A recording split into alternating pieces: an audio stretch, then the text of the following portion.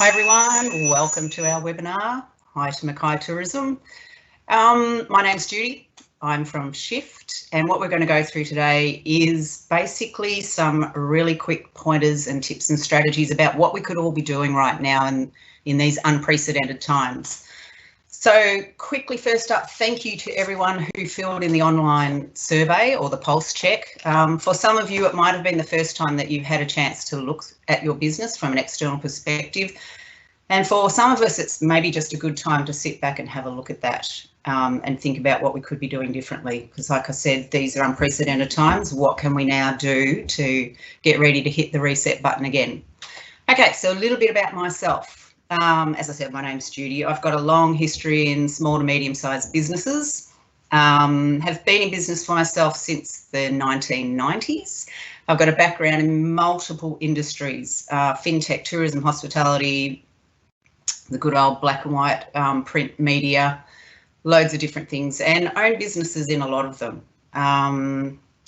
One of the businesses did extremely well and it grew very quickly. So why I'm part of Shift now is we grew from 50 employees to nearly 250 employees within 6 months. So as you can imagine, that was a massive growth period. And we wobbled. It was very successful, but there were problems, of course. Had we built the foundation and the structure that our business could sustain? Probably not. So I stepped out of that business. I went and did a diploma in psychology and organisational behaviour. And had a look at what we did and what we did well and what we didn't do well. So I was basically pulling apart our teams and our processes and our systems and thinking, how could we have done them better? Back then I was naive enough to think that the teams that thrived were because they had direct contact with us, which it was a little bit, and the teams that were quite toxic, what were we doing wrong? No, I naively thought it was we just didn't get enough contact with them. But I went and found out there was quite a system of processes that we could have applied that would have looked after our people a lot better, would have motivated and would have made them a lot more productive and happier as well. So after I did that, I went and did the MBTI, which is learning about personality types, which I think is fundamental for any business. If you have a profound understanding of personality types, you can really fast track the results from your people. And you can really understand what motivates them and what drives their behaviour. So it's really, really important. So get online and Google some basic things about introverts and extroverts. I'll probably talk about those a little bit throughout this event. So I did my MBTI practitioner's course, and then I went on to become an accredited strengths coach. And what this is, it's based in positive psychology. And instead of looking at what we're fundamentally very bad at or where our weaknesses are, it measures what we're good at, and it helps us to leverage that as well. So what I do now with Shift is executive coach, mentor. We also do business consultancy, coaching, loads of different things. But what we're all about is fast tracking your businesses. How can we get the best out of our business with minimal outlay? You know, we're all cash strapped right now. So I suppose what this whole session is about today is what can we do very cheaply to create better results at the end when we all hit that reset button. So for most of us in tourism especially, we live in very reactive businesses. You know, we might get a massive influx of bookings at some stage and then we've got none. And due to the nature of this, we struggle to find the time to work on our own businesses. So because of this, what we'd like to do now is if we've got time up our sleeve, why don't we use that now to find out what we can do to build a better business out the other end. So today's all about getting to hit the reset button, consolidate, rebuild our foundations in our framework and refocus. It's having that time to breathe and go, right, is this where we should be? Does the business look like what it was meant to look like? Have we got the right people in it? All of these things are fundamental to the success of our business and also to our level of enjoyment within the business. If we're not enjoying it, it's awful to be a part of. You know, we wake up each morning and feel like we're going to a shit show every day. So let's just think about what does our business look like now? What was our target market? Is it still the same? So we're going to go through some really simple things today. We've got 6 different things we're going to look at. And one of the things that we are going to do is also offer up any free suggestions we've got about software that we've found over the years as well. And I encourage anyone, if you can open up your Q&A button on the sidebar there, if you can make any suggestions throughout this webinar of software that you've used that's free It's a really great thing to share amongst your peers, because being able to automate with free software just makes things so much simpler, especially if we can integrate them. So we're going to look at automating parts of your business, manuals that you might still have to create, manuals that might be in process that you need to get back to, upgrading glitchy, outdated systems, and haven't we all got them? Absolutely, especially if we're in a reactive business that we don't have time to go back and build those foundations. We're going to talk about auditing your processes, which you kind of did when you started that survey that we sent out earlier, and then rechecking your vision, your purpose, and your passion. Now, that might sound a little bit touchy-feely, but this is what drives us. This is what's going to motivate us, and this is what we pass on to the people that are going to work with us. So if we don't have a vision, if we don't have a purpose, all we're doing is getting up each day, then why do it? And this is what's going to drive our people. So it's really, really fundamental. And then lastly, who is your tribe? Who do you want to attract in your business? Who would you like to come and work with you? It's thinking about succession planning. It's being able to step back out of your business and know that the people that you have in your business are going to look after it as well as what you would of yourself. For some of us, that isn't even really possible. You know, for the small family businesses, it's down to basically it's the mum and dad, and we might be able to get one or two other people. But those two other people are really critical to our success. Okay, so let's move on to automation. I'm going to make this as quick as possible. I know you're all time poor. So the reason we're doing this is, and I suppose what the impetus for this was the JobKeeper. I've had a lot of people contacting us and a lot of our clients saying, you know, with the JobKeeper, it's going to de-incentivise a lot of my team. I've got someone on casual who's going to get $750 for 4 hours, and then I've got full-time workers who are going to get just as much money. So how do I make this work for me? How do you make it work for you? If they've got spare hours, get them to start looking into these processes. You're already paying for it through the JobKeeper. So you've got hours up your sleeve now with these people that you can use. So with automate the easiest processes first, okay? Look at some really simple things. If you can get a 5-minute quick fix, happy days. Everyone starts to feel that the effort that they're putting into it is going to work. Then we need to build a culture that embraces the automation, okay? Make sure people aren't scared of automation. It doesn't mean that people are going to lose their jobs. What it means is we're trying to reduce the amount of hours that we can create human error. So it's about if we can automate as many things as possible, finger faults on keyboards and human error because we weren't thinking at the time, that starts to minimise a lot. So get everyone to embrace looking for how we can do things quicker, easier and automatically.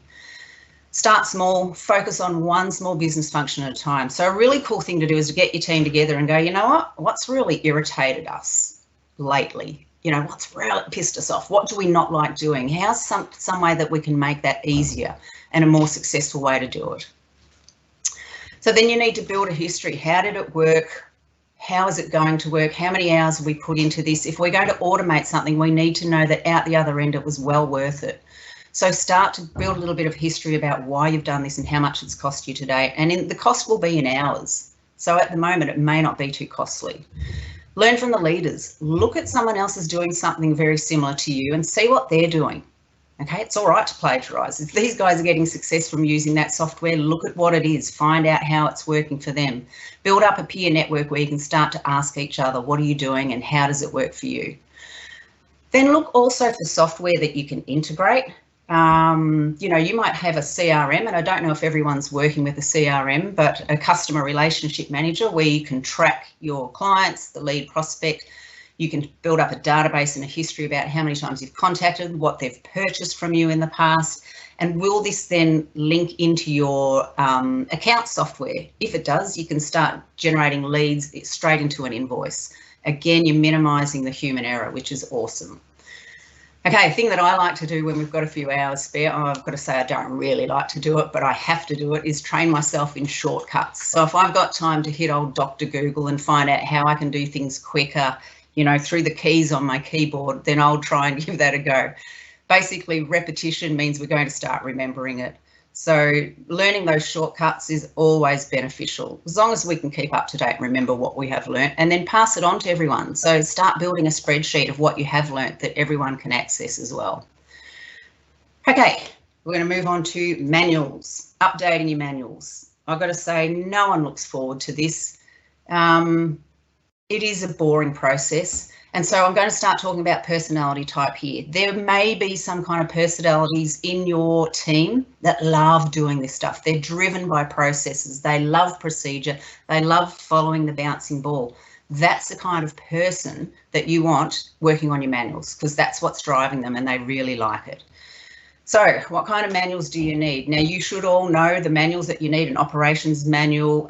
We've written down the policies and procedures that you need for the basis of it: workplace health and safety manual, equal opportunity policy, employee code of conduct, leave of absence, the disciplinary action policy, social media, it's a big one right now, and of course, drug and alcohol policy. So they're your main ones. Now, according to what business you have and what industry you're in, you'll need to bolt on some others around that. So if you don't have those, you can get those online. There's templates everywhere. One thing that we looked at doing, of course, was a HR software package. So there's some really basic HR software packages that are awesome. You can get them really cheap as well if you want to do that, and they can house all your policies and procedures. They also drive all your HR processes through to letters of employment, leave of absence forms, holiday, and then it can link through into your accounting software as well. So have a look at some of those HR platforms. You might find that they're extremely affordable and it's going to save you a lot of time. And when we look at the cost of our hours up against the cost of the software, sometimes you find it's a no-brainer just to go ahead and do that. Okay, a lot of our clients, we step into their business and one of the first things they'll say is, you know, it's a mess. We can't find anything here. You go online, we don't know if this is the latest version of it. It's really important to have some kind of document control, to have time to all code things the same way, file them the same way, know where they're meant to go, clean it up, get rid of the outdated stuff, and just make it brand spanking new and create a whole new system. Really doesn't take long. What it takes is everyone agreeing on what the end outcome is going to be. So that might take an hour in itself of just getting yourselves all together, getting feedback for what works for everyone, and then really just brainstorming what's it going to look like. Okay, big stuff. Business plan, budget, marketing plan, all extremely important. They're big ticket items. They're also the things that you should be retweaking every year. You should be keeping these up to date. They should always be a work in progress, because then they're relevant and they're valid and they're attainable, and it keeps you pushing forward. So go back and have a look at those. If you don't have a business plan in place, it really, how do you know where you're headed? So jump online, download a template. There's plenty of those as well. I think on our website, we have quite a few templates that we're going to be putting up for free as well. So we'll talk about those at the end. We already talked about the policies. Again, if you don't know much about those, head to a HR recruitment software package. Now we're going to look at upgrading your outdated systems. So outdated systems, how do we know if they're outdated? Really, this again is about getting yourselves together and going, what is working, what is not working, what haven't we looked at for a very long time? One thing that a lot of people now can have time to do is, how are you going to go paperless? If you already aren't paperless, you should be. It's really easy now. Everything's so automated, it's so easy to do. So basically, there's a really simple way to do that. We're going to provide you an audit at the end of this. Now, this is a really extensive audit. It's about 6 or 7 pages. I've got one here. It's so extensive that it can make your eyes bug out of your head. We're going to have that up on the back of our website, and we'll give you the link to that later on. The reason why I really like this is it makes you think about things that you've never thought of before. So I do like these extensive ones because it starts to get our creative juices flowing. We start to think about things that we could be doing or things that we haven't looked at for a very long time. So have a look at that audit. Start to work out what you can be working on and things that you can fix really simply, and then get your team to cross audit the departments. So if someone works in admin the whole time, get someone from outside of admin to come in and audit it with brand new, fresh eyes. This way you're going to get a really non-biased look at your business. When we work in the same department the whole time, we get really emotionally connected with it. And so there's a lot of things that I probably wouldn't see in my department, which is people, because I work there the whole time and I'm extremely passionate about it. But if I brought someone else in from another department, such as finance, they would look at it very differently. So it's really, really important, get people to start cross-auditing each department. Okay, look for long-time irritations, get feedback, cross-audit. I can't stress that enough. It's really, really good. And you may not even know what the long-time irritations are. So getting feedback from everyone else, even if it's just you, your husband, your wife, get feedback from each other. You all have different strengths. Again, I'm going to go back to personality type. What your strengths are will be very different to your partner's. So get that feedback and try to be very open about that feedback and try not to get too emotional with the feedback that you're about to get. Okay, learning for free. Now, you've probably seen online, everybody's throwing content up online. We're getting overwhelmed with what we can learn, what we can do.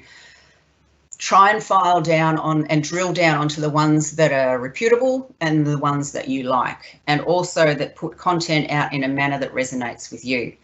One thing that I can't stress highly enough has really helped us is a website called Udemy. We've got it there under point number 3, UDEMY. It is an awesome website for very cool things to learn, and most of them are around $10 or $14 for a whole course. Now, you could buy a course that is up to 60 hours worth of free marketing material, and you're paying $14. It's an amazing website. So head to that. All you have to do is type in what you want to learn and see how many different courses come up. It's very, very cool. Okay, as we mentioned before, auditing your processes, use that very long audit sheet. It is a cracker. Cross-audit your departments, cross-audit your products, and also cross-audit your processes. Like I said, use each other from different departments. If there's only 2 of you in your business, bring someone else in. You know, have wine and cheese and bring them in and say, hey, what do you think of what we're doing right here? Can you just follow this task sheet here, tick and flick sheet, tell us what you think. You might be really interested in the feedback there as well. Okay, also need to identify bottlenecks. Where are the bottlenecks? Why are they happening? When? How frequently does it happen? And how many does it affect?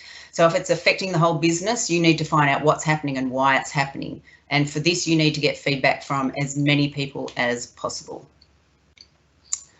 Sorry, I'm just looking at the questions here on the side. It would be great if you have a couple of suggestions for the group for the HR software. Yes, we do.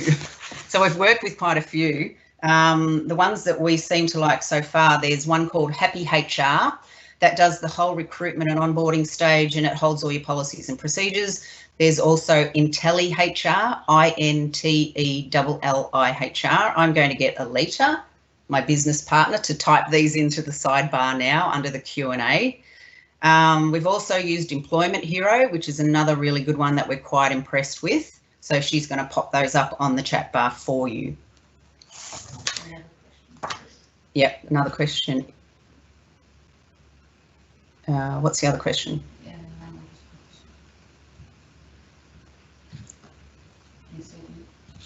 Yes, you can. Sorry, someone's posted, should we do a risk assessment prior to the business plan? You can do that, and you can also do another one after. I love doing SWOTs.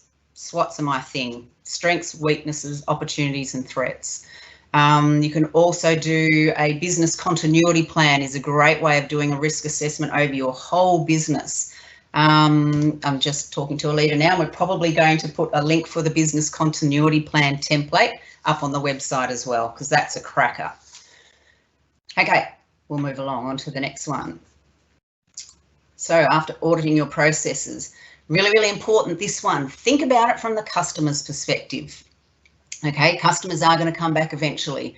And what we need to look at is, are we customer centric, which means, do our processes, our systems, our procedures, do they resonate with the customer? Do they work for them? Or have we designed them really just to work for us? Because if we have, it's a little bit selfish. They probably may not be liking that it's easy enough for them.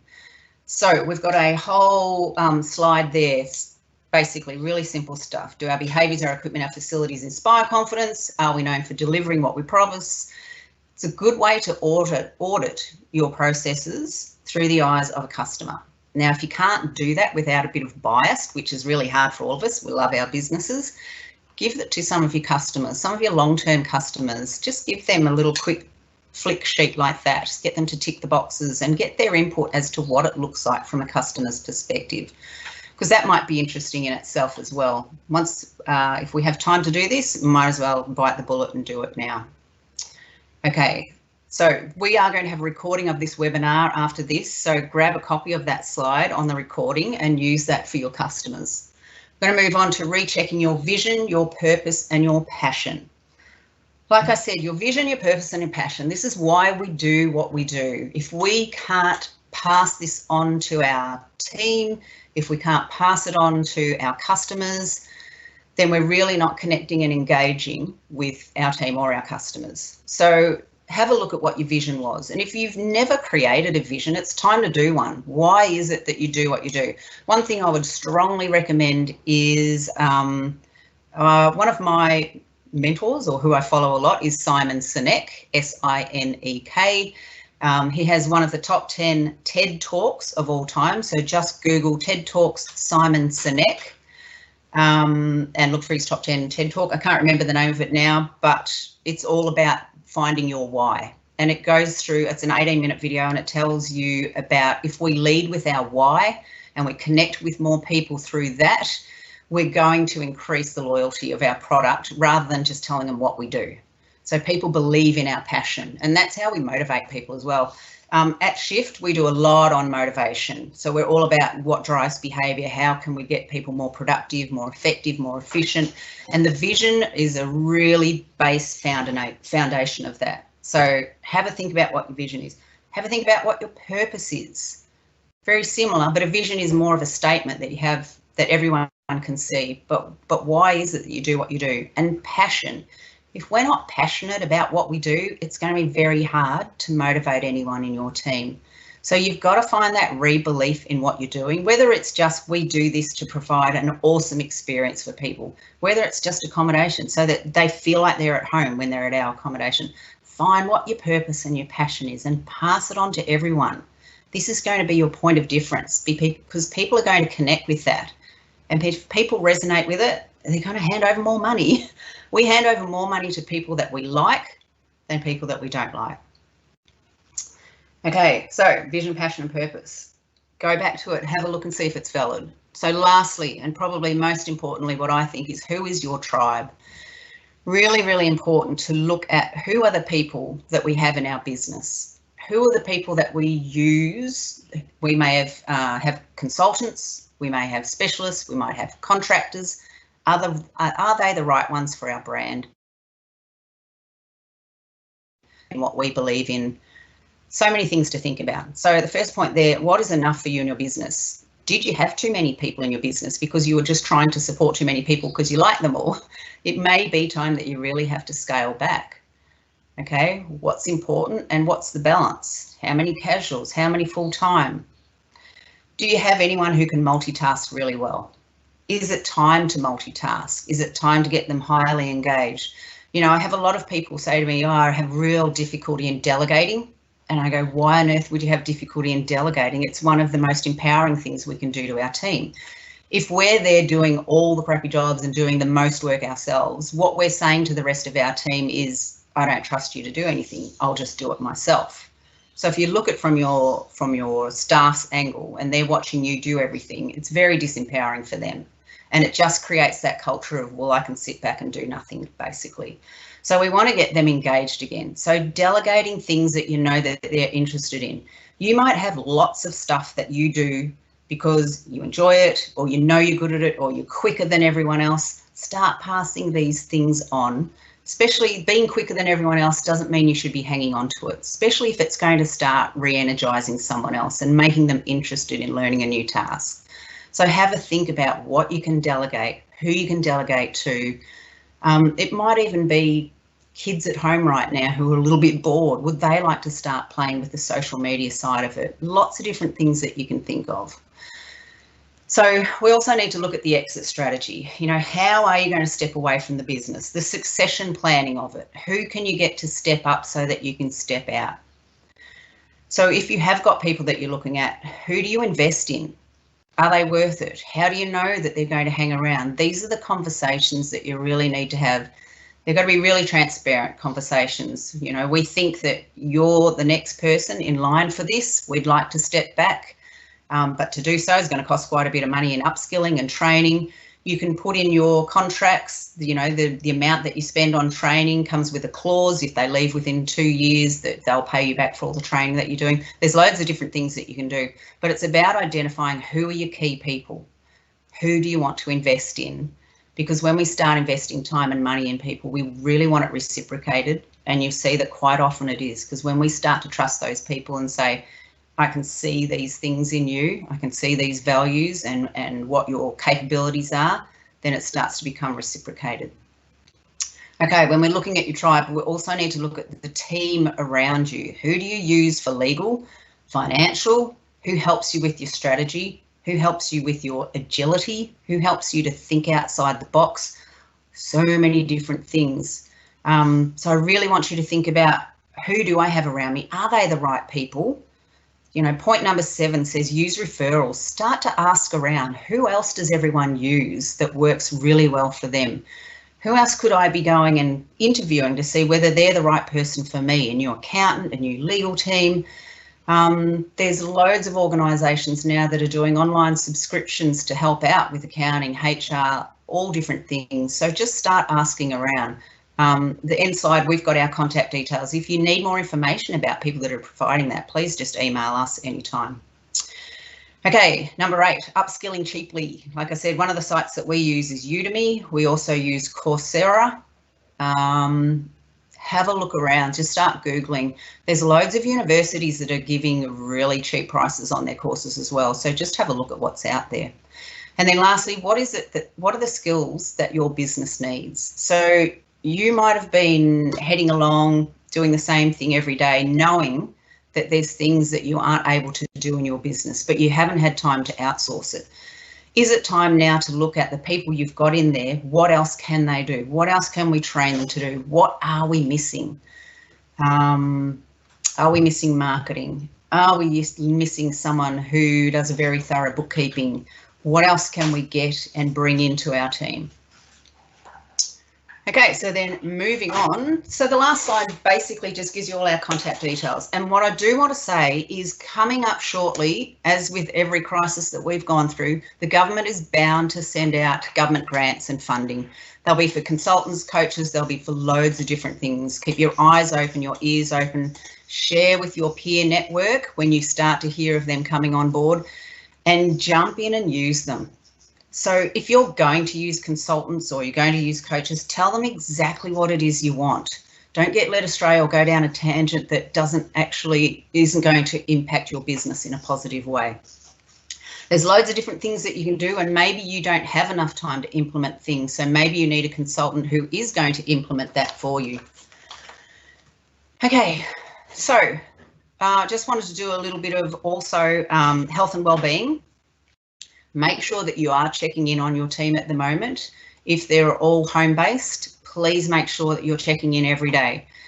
Everyone is starting to feel really isolated, and everyone's starting to get really jack of it.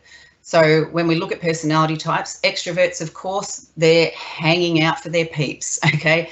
The true definition of extroversion, of course, is where do we get our energy from? And extroverts get their energy from other people. So being stuck at home in front of a computer screen all day is not really working for them. So they need engagement. So get in front of them. If you're doing virtual online meetings, that's awesome. Do virtual online coffee stops, stop for lunch, doing a virtual online lunch. Also for introverts, they're loving being at home at the moment, but they're also not loving the fact that they're on demand. They can't really hide. So because they're at home, we can access them anytime. And where do introverts get their energy from? From being internal, reflecting, having time by themselves. So it's about getting that happy medium between the extroverts and introverts as well. But we can't stress enough, make sure you check in on them frequently. A saying that we have going at Shift is, We are in this storm together, but we're definitely not in the same boat together. We're all in different boats. So as much as we're navigating the same storm, everyone's sitting in a different boat. So please be aware everyone's circumstances are very different. Allow your team time to share what their problems are. Now is about the time that we're finally allowing humancy within the workplace. What we used to do predominantly was say, park your shit at the door. If you've got any problems at home, park them at the door, come in and just work. We can't do that anymore. People that are coming through the door now are bringing the problems of their friends, their families, their own stresses. So we need to allow them time to have a chat about these. As soon as we chat about these things is when we can start to move forward. So do take care of your team. Okay, that is it from us, isn't it, Alita? Yep. Yes? Just publish to see if there's any more questions.